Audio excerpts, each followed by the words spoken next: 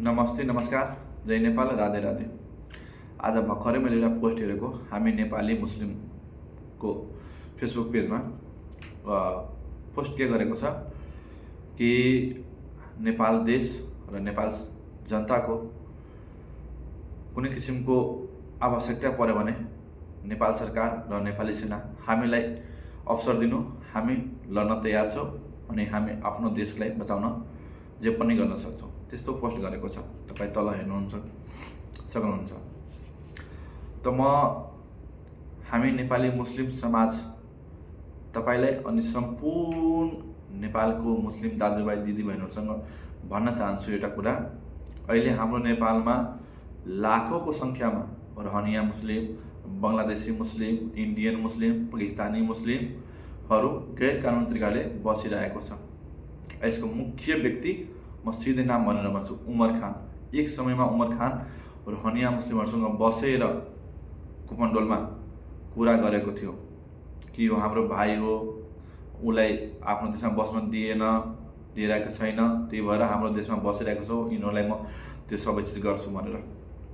त्यो भिडियो चाहियो भने मसँग भिडियो छ। त्यो अहिले समय छ हाम्रो नेपालमा अरू देशको मान्छे किन बस्नु पर्यो, त्यो चाहे हिन्दू होस्, चाहे मुस्लिम होस्, चाहे कुनै जात धर्मको होस्।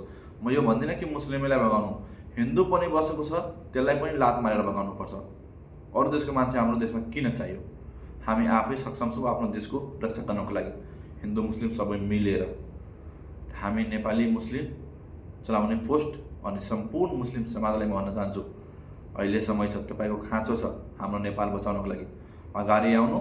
जति पनि गैर कानुनी मुस्लिमहरू बसिरहेको छ, रोहनिया, बङ्गलादेशी, इन्डियन, बङ्गाली सबैलाई लखेटेर भगाउनु। तब भन्छु यो पोस्ट गरेर के देखाउन खोज्नुभएको छ? नाटकबाजी नगर्नु प्लिज।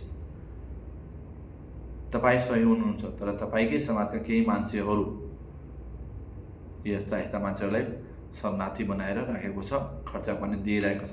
यतिसम्म मैले पनि सुनेको छु कि उमर खान अनि मुस्लिम आयोगका जो अध्यक्ष समीम मिया अन्सारी हो, त्यो एक दिन बराबर 30,000 लिइरहेको छ। त्यो अब यो कुरा साँचो या झुटो त्यो त भगवानै जानुहोस्, तर सोसियल मिडियामा यो न्युज फैलेको छ।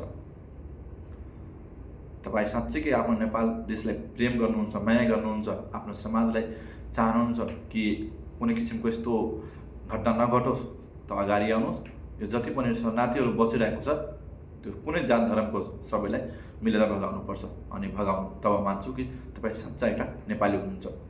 यो सोसियल मिडियामा बोलेर के हुनेवाला छैन। जय सियाराम, राधे राधे, जय नेपाल।